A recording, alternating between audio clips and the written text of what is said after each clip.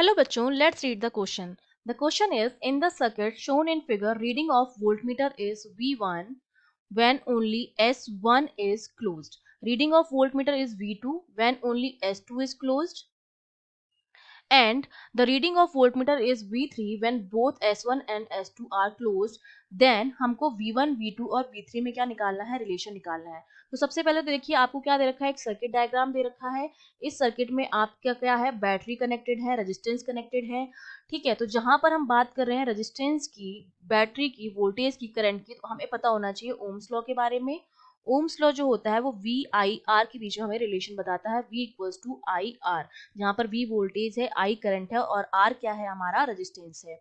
और इसके अलावा एक चीज हमें पता होनी चाहिए, अगर हमारे रेजिस्टेंस सीरीज में कनेक्ट है तो हमारी करंट जो होती है वो सेम रहती है और वोल्टेज जो होता है वो डिवाइड होता है. और अगर हमारे रेजिस्टेंस पैरेलल में कनेक्टेड है तो वोल्टेज जो होता है वो तो सेम रहता है और करंट जो होती है वो डिवाइड होती है. और वो किस तरह से डिवाइड होती है, वो ओम्स लॉ से पता चलता है. अगर पैरेलल में है, V तो सेम रहेगा, तो करंट जो होगी वो किस तरह से डिवाइड होगी, I इक्वल्स टू क्या हो गया, V अपॉन R. तो इसके रिवर्स के रेशियो में डिवाइड होती है, जबकि वोल्टेज जो होता है रेजिस्टेंस के रेशियो में ही डिवाइड होता है. ठीक है, इतनी सी बात आपको समझ में आ गई है. अब सबसे पहले हमसे क्या कहा जा रहा है कि हमने केवल S1 को क्लोज किया, तो ये वाला सर्किट जो हो जाएगा वो तो पूरा हो जाएगा इस तरह से, और ये वाला सर्किट अभी नहीं है. तो ये सर्किट जो है उसमें एक तो ये रेजिस्टेंस रहेगा R और एक 3R रहेगा, ये नहीं रहेगा, और ये वोल्टेज हमको दे रखा है. तो यहाँ से अगर मैं निकालूं और हमने मान लिया कि इसके अक्रॉस जो वोल्टेज है वो हमारा कितना है, V1 है. तो V1 की जो वैल्यू आएगी, वोल्टेज हमारा कितना आता है, I इंटू आर आता है. और आई आर, ये जो R का वोल्टेज होगा उतना ही 3R सीरीज में जुड़े हुए हैं. तो वोल्टेज की वैल्यू हमारे पास आ जाएगी रेजिस्टेंस इनटू करंट. करंट कितनी आएगी, सेम आएगी, जितनी करंट आर में होगी उतनी ही 3R में होगी, क्योंकि दोनों क्या है, सीरीज में कनेक्टेड है. और सीरीज में क्या होती है, करंट जो होती है वो सेम रहती है. तो सपोज यहाँ से अगर करंट आई आ रही है तो उतनी ही आई करंट आर में जाएगी और वही करंट 3R में भी जाएगी, क्योंकि दोनों क्या है, सीरीज में जुड़े हुए हैं. ये वाला तो है ही नहीं सर्किट, सेकेंड वाला, बीच वाला.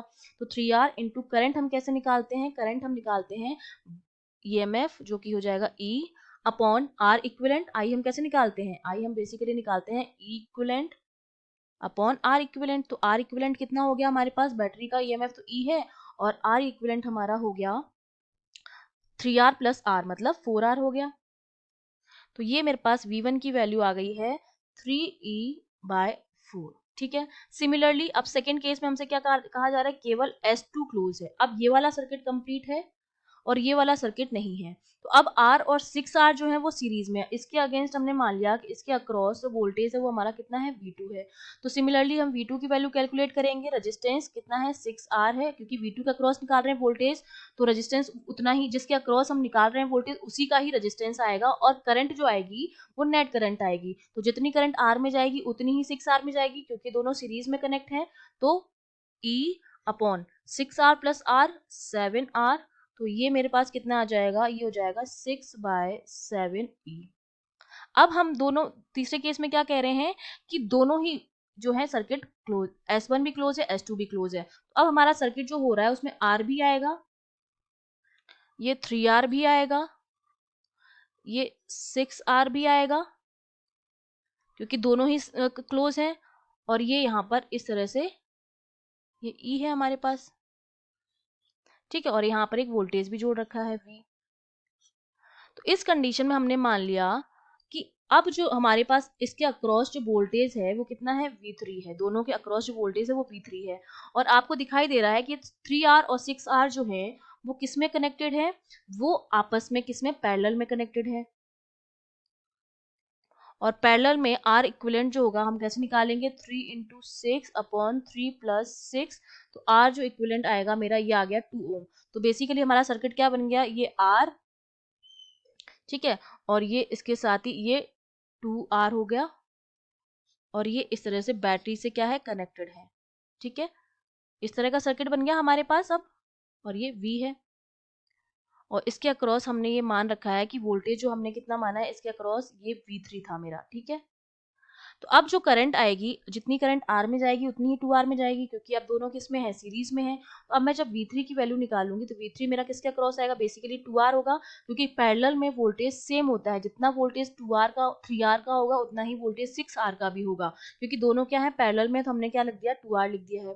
तो अब हमारे पास क्या हो जाएगा, ये 2R इंटू करंट हम जब निकालेंगे तो E अपॉन नेट रेजिस्टेंस क्या हो गया, इक्विवेलेंट रेजिस्टेंस 2R और R, क्योंकि करंट कहाँ जा रही है, इस तरह से जा रही है, वोल्टेज से दोनों में जाएगी, R में भी जाएगी और 2R में जाएगी, और सेम करंट जाएगी, तो नेट कितना हो गया 3R हो गया। तो ये मेरे पास कितना आ गया, V3 की वैल्यू आ गई है 2/3E। अब हम क्या करेंगे, V1 V2 और V3 को कंपेयर करेंगे। जब हम कंपेयर करेंगे तो देखिए सबसे ज्यादा वैल्यू तो कितनी है, 6/7 सबसे बड़ा है, तो V2 सबसे बड़ा है। उसके बाद सबसे बड़ी वैल्यू 3/4 की है। इनको आप डेसिमल में इनका सॉल्व करके भी इनको कर सकते हैं कंपेयर। 3/4 V1 बड़ा है, और उसके बाद V3 आपका। तो रेशियो जो है वो इस तरह से है, तीनों में रिलेशन, V2 सबसे बड़ा है, फिर V1 है और फिर V3 है। दैट मीन्स हमारा ऑप्शन ए जो है वो करेक्ट है। आप इस क्वेश्चन को किरचॉफ्स का जो वोल्टेज लॉ है वो लगा के भी सॉल्व कर सकते हैं, ठीक है। तो A option is correct. I hope you understood well. All the best.